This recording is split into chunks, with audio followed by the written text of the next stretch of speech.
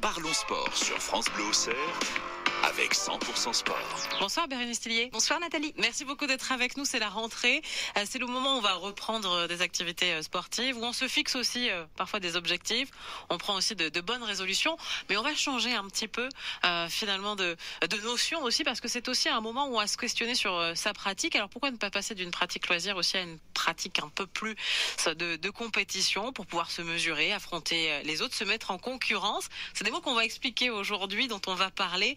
Parce que c'est vrai que parfois les parents regardent toujours d'un mauvais œil la compétition, notamment dans un club pour leur enfant. Mais cette concurrence, eh bien, elle doit être saine d'ailleurs, parce que ça permet de grandir et ça permet aussi de transposer ces expériences dans la vie quotidienne. Et c'est ce qu'on va voir avec vous ce soir jusqu'à 18h30, parce que la concurrence, la compétition, ça doit être avant tout une source de motivation. C'est une source de motivation, c'est une source pour se grandir et avancer. Et puis de toute façon, il faut quand même être lucide. Toute notre vie, on est en concurrence. Toute notre vie, on est en compétition avec les autres ou avec soi-même. Donc apprendre à faire face à la concurrence et à la compétition, ça fait partie intégrante de l'éducation. Alors vous êtes préparatrice mentale, vous êtes installée à Auxerre, et l'idée c'est de cheminer ensemble, bien sûr, sur ces thématiques que sont la compétition et la concurrence. Mais c'est déjà dans l'étymologie en fait de ces mots. Oui, alors l'étymologie de concurrence, alors dès que vous avez un mot qui commence par con, C-O-N ou C-O-M, en général ça vient du latin cum, avec. On a l'idée qu'on va être plusieurs. Donc concurrence, c'est en fait courir avec. Courir, c'est se déplacer vite. Donc c'est courir tous ensemble, sous-entendu vers un but. Et alors le mot concurrence pouvait d'ailleurs avoir un sens pas du tout comme celui qui est utilisé aujourd'hui. C'était l'idée d'avancer tous ensemble dans un but, mais en étant solidaires ou avec une idée d'égalité. Aujourd'hui, on a vraiment le sens concurrence qui est plutôt sur celui de la rivalité.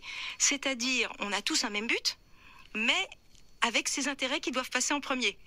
Donc ça change tout, parce que là, du coup, on se retrouve face à un adversaire. Et le synonyme de concurrence, vous l'avez dit, c'est le mot compétition. Et dans compétition, qu'est-ce qu'on a ? On a encore le mot con, C-O-M, donc qui vient de cum, qui veut dire avec, et pétition, qui veut dire demander. C'est-à-dire qu'on demande tous ensemble la même chose. On demande tous ensemble d'obtenir quelque chose. Mais alors du coup, s'il y a une rivalité, contre qui ? Et c'est là qu'on se trompe souvent. Alors on est bien d'accord, on est toutes les deux au tennis, on va jouer l'une contre l'autre, c'est bon, ma concurrente, c'est vous Nathalie. Mais c'est pas toujours une source extérieure, c'est pas une autre personne ou une autre équipe. Bien souvent la concurrence, elle est interne. Prenons par exemple l'exemple de quelqu'un qui performe très bien en entraînement et qui contre-performe en compétition, un grand classique, paralysé par le stress, ou bien qui n'arrive plus à s'entraîner par manque de motivation. Bien là, il est juste en compétition avec lui-même. Et quand on est au sein d'une équipe, alors là, c'est encore plus complexe, parce que on va être en concurrence avec évidemment les équipes du reste du championnat. On va être en concurrence avec les joueurs de notre propre équipe pour savoir si on va être sélectionné ou non pour telle ou telle compétition. Et chacun d'entre nous va être en compétition avec lui-même. On voit ça aussi avec les cavaliers en équitation. Le couple cheval-cavalier, c'est déjà une sacrée compétition de réussir à régler ça. Voilà, donc ce n'est pas simplement être en guerre contre quelqu'un d'autre, c'est quelque chose de beaucoup plus complexe, de beaucoup plus riche, donc de beaucoup plus intéressant. Mais c'est là où c'est important finalement de connaître aussi son adversaire. Ah oui, c'est fondamental. En fait, quand on va être en concurrence, on va évidemment analyser son adversaire. Je vais vous reprendre les grands éléments de préparation mentale. Donc l'aspect technique, tactique, physique. Et pour 50% de la réussite, l'aspect mental. Donc on va à la fois analyser l'aspect technique, tactique, physique de son adversaire, l'aspect mental, les fonctionnements mentaux de l'adversaire et de nous-mêmes. Et de notre équipe, si en plus on est dans une équipe ou dans un binôme type cavalier-cheval. Donc ça veut dire que quel que soit l'âge, j'imagine, et notamment pour les parents, peut-être pour les plus jeunes qui ont du mal encore à se décider à choisir, il ne faut pas avoir peur de la concurrence, il ne faut pas avoir peur de la compétition. Alors, je vais même vous dire plus que ça. Avoir peur de la compétition, excusez-moi, le terme va peut-être paraître un peu fort à nos auditeurs, mais c'est avoir peur de la vie. La vie, qu'on soit lucide, est une compétition. Du moment où il y a les spermatozoïdes avec les ovules, il n'y en a qu'un qui est arrivé, Enfin, éventuellement deux. C'est comme Koh-Lanta, vous savez, il n'en restera qu'un. Donc en fait, il faut surtout chercher en quoi la compétition n'est pas un ami, mais en quoi est-ce qu'elle va pouvoir devenir votre meilleur allié pour avancer dans la vie. Et à ce moment-là, la posture qu'on a face à la concurrence va complètement changer. Au lieu de vous mettre dans votre zone d'impuissance, de victime, vous allez découvrir que la compétition va vous permettre d'être dans votre zone de pouvoir et de grandir. Donc c'est super. Alors j'imagine qu'il y a aussi une différence entre l'aspect concurrentiel d'un sport individuel et d'un sport en équipe aussi, où là, les paramètres sont beaucoup plus nombreux, c'est ce que vous avez effectivement expliqué. Alors déjà, si on est dans un club, il faut quand même se rendre compte que les objectifs sont multiples, parce qu'il y a toujours l'objectif personnel, il va y avoir l'objectif de l'entraîneur, donc en général, l'entraîneur et celui qui l'entraîne, il faut que ce soit très au clair, que ça s'articule bien, et souvent il peut y avoir l'objectif du club, et là vous parliez des parents, l'objectif des parents. Et alors quand on est dans une équipe, va y avoir les objectifs de chaque individualité et l'objectif du groupe. Oui, ça fait beaucoup d'éléments à régler tout ça. Hein. Ça fait beaucoup d'éléments. Donc le préparateur mental, il va intervenir par exemple pour débloquer ces situations, pour peut-être mieux appréhender, résister aussi à la pression, aux pressions, au pluriel en fait. Aux pressions, que ce soit celles qu'on se met ou celles de l'extérieur. Des parents qui rêvaient d'être champions de tennis qui n'ont pas pu l'être et qui le rêvent à travers leurs enfants. Des enfants qui eux-mêmes se mettent la pression tout seuls ou qui sont persuadés d'être nuls parce qu'ils n'ont pas été qualifiés pour une compétition alors qu'en fait ils étaient peut-être tout simplement blessés et que leur entraîneur a voulu les préserver. Donc on va retomber en gros sur les grandes thématiques. Quel est l'objectif ? La communication, oser exprimer nos attentes, apprendre à se connaître. Voilà, on est vraiment sur de l'humain. Les mauvaises langues disent que la concurrence, les compétitions abîment l'estime de soi.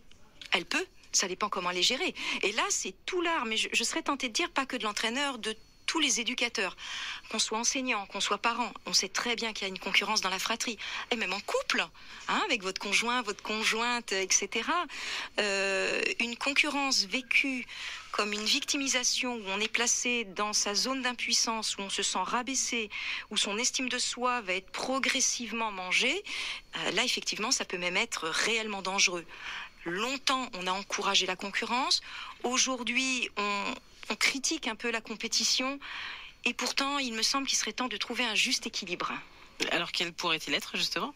Cet équilibre, il va être sur une pratique écologique de la vie. Alors moi, c'est une notion que j'ai créée, l'écologie de vie. Il y a une vidéo sur ce sujet sur ma chaîne YouTube, Apprendre par la préparation mentale. Et l'écologie de vie, ça va être d'avoir une pratique, donc évidemment qui va être analysée, réfléchie, qui va être durable dans le temps. Donc durable dans le temps, ça veut dire que j'ai conscience de mes ressources, celles que j'ai déjà, ou que je vais découvrir, hein, je suis enfant, je découvre plein de ressources, celles que je vais avoir besoin de développer, et puis les leviers pour pouvoir y accéder. Et ça, je vais le faire d'une façon durable, c'est-à-dire je vais les respecter. Si je me mets une pression mentale de fou, je vais finir par être littéralement dégoûté de ma passion, quelle qu'elle soit. Et comme vous parlez de compétition, attention, là, on est dans un contexte concurrentiel. C'est-à-dire que quoi qu'il arrive, il va falloir sortir sa zone de confort.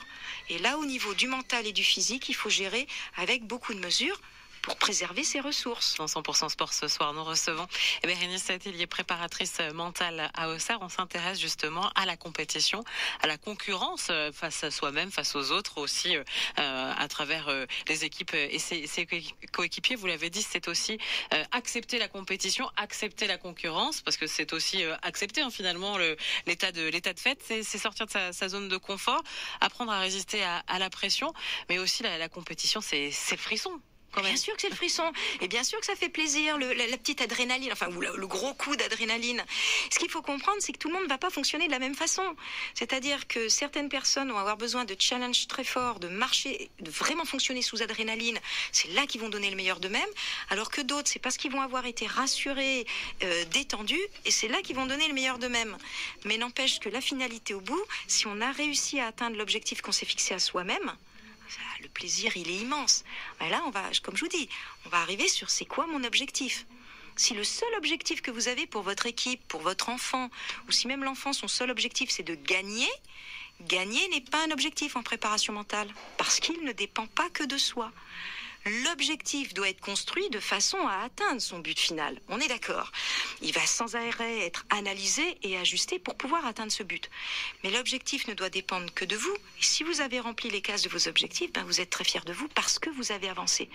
Et donc, si vous n'avez pas réussi, par exemple, à gagner, et si vous vous êtes dit, moi, en tennis, à chaque set, je veux mettre sur mon service, par exemple, à chaque fois, je veux placer 2 aces et je veux ne plus pousser la balle plus de 10% du temps, par exemple. Si vous avez atteint cet objectif, le mec en face, il était vraiment trop fort.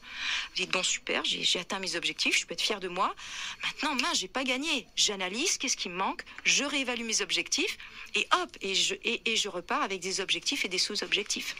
Donc c'est ça, c'est toujours à analyser finalement la concurrence, la compétition, c'est aussi une posture, sa posture au sein d'un groupe, au sein d'un environnement finalement, c'est ça ? C'est sa posture à soi. Alors là, on vous parliez d'enfants, donc faire très attention. Mais pas seulement, parce que c'est un peu voilà, plus ça peut être l'adulte. C'est-à-dire que pour un enfant et un adulte, l'enfant, il va falloir vraiment que l'entraîneur, les encadrants soient très vigilants à la pression que se met l'enfant, à la pression que peuvent éventuellement mettre ou non les parents, etc. Quand on est adulte, c'est à nous de se gérer un peu, faut qu'on ait un retour sur nous. En fait, il faut être lucide de ce qu'on fait, pourquoi on le fait et où on veut aller. Si votre pratique sportive, c'est une galère, qu'à chaque compétition, c'est le stress absolu, que si vous avez loupé un entraînement parce que c'était l'anniversaire de votre petite nièce, c'est la fin du monde, que vous n'avez plus de vie de famille, que vous êtes blessé en permanence et que vous êtes pété d'anti-inflammatoires, c'est pas vraiment une pratique écologique du sport. Alors, peut-être que vous aurez votre médaille, mais il est très probable que ça ne permettra pas une pratique durable de votre sport. Et donc, est-ce que la compétition, quelques victoires, mérite ce prix à payer ? Il faut être lucide. Mais il y a des sportifs qui ne sont pas faits pour la compétition ? Alors, la question est très intéressante. Moi, alors, je suis évidemment, en tant que préparatrice mentale, je suis enseignante depuis 30 ans, de 3 ans à 18 ans. Moi, je pense que selon la façon dont elle est amenée, tout le monde peut vivre la compétition et les compétitions de sa vie. Ça va dépendre de l'art avec lequel l'entraîneur, l'éducateur, l'enseignant, le parent va amener à avoir le regard sur la compétition. Ceci dit, il est vrai qu'il y a des personnes qui sont nées avec la compétition dans le sang.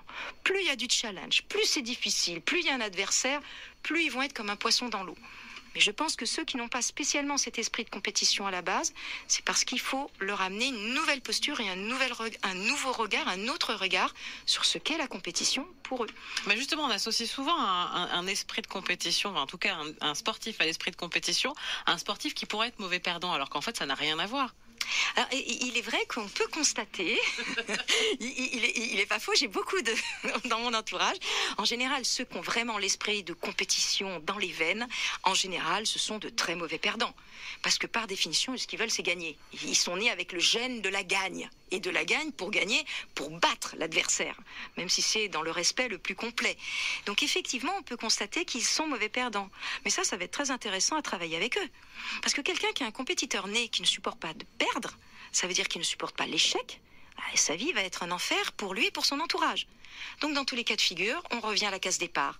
Travailler sur soi, fixer ses objectifs, pourquoi je le fais, comment, etc.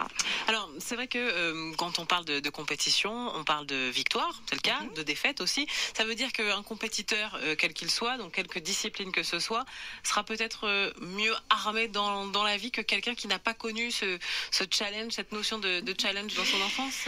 Alors moi je vais même vous dire plus. J'ai enseigné en maternelle, en primaire, je suis en lycée, en enseignement spécialisé. Je ne comprends toujours pas que la pratique sportive ne soit pas quotidienne, comme en maternelle. Parce qu'en fait, dans le sport, on est confronté à soi, aux autres, au regard des autres sur soi, etc., tout ce dont on vient de parler. Et ça développe des compétences transversales, d'acceptation de soi, d'acceptation de ses limites, de réaliser qu'on peut se dépasser. Et ça, c'est dans toute la vie. Une femme qui est en train d'accoucher, l'accouchement, il se passe moyen, la péridurale ne fait plus effet. Encore heureux qu'elle a l'esprit de compétition, parce que sinon, si vous voulez, il y a un problème. Voilà. Oui, ça sert dans toute la vie et c'est pour ça que je regrette terriblement. Au-delà de l'aspect physiologique, rappelons quand même que mes enfants qui ont 20 ans, ont 30% de capacité cardio-respiratoire en moins que ceux de ma génération de 50 ans. Donc au niveau physiologique, c'est catastrophique. Mais nous parlons énormément de santé mentale, Allô l'éducation nationale, m'entendez-vous? C'est une nécessité absolument, c'est une priorité sanitaire publique, physique et mentale de remettre de l'activité physique quotidienne de l'âge de 3 ans jusqu'à 18 ans.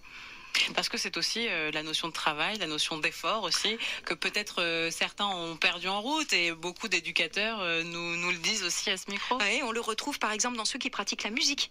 Non, entre le moment où je veux jouer de la guitare et le moment où je joue de la guitare, oui, il va y avoir des efforts. Il y a des moments où on a envie, il y a des moments où on n'a pas envie. Et ça, c'est fondamental dans la vie, c'est-à-dire j'ai un rêve, comment est-ce que je vais pouvoir mettre en place un ensemble d'éléments pour pouvoir y arriver et je vais tout faire pour me rapprocher le plus de ce rêve. Donc là, ce sont des compétences humaines qui sont juste fondamentales pour avoir une vie épanouissante. Grâce à la préparation mentale, peut-être qu'elle peut servir aussi au coach pour justement appréhender des profils complètement différents. On pense à une équipe par exemple où chacun a ses capacités, ses qualités, ses défauts aussi. Ça permet d'avoir une vision d'ensemble. En fait, la préparation mentale, elle va être aussi fondamentale pour ceux qui pratiquent le sport que pour ceux qui encadrent, que ce soit d'ailleurs les managers. La formation que j'ai faite à l'université à Paris-Saclay, on avait des managers d'entreprise qui étaient en formation de préparation mentale. Et pour ceux qui sont intéressés, il y a un DU en préparation mentale à Dijon. L'an dernier, je l'avais vu, c'était sport et entreprise. Donc on voit bien les liens, effectivement. Il y a des liens parce qu'il va falloir communiquer, pareil, fixer des objectifs, savoir déchiffrer la carte du monde, c'est-à-dire la perception du monde des employés, des sportifs que nous avons, de nos enfants, de toutes les personnes qu'on va encadrer, et dans quel langage je vais parler à tel sportif pour que mon message puisse être entendu.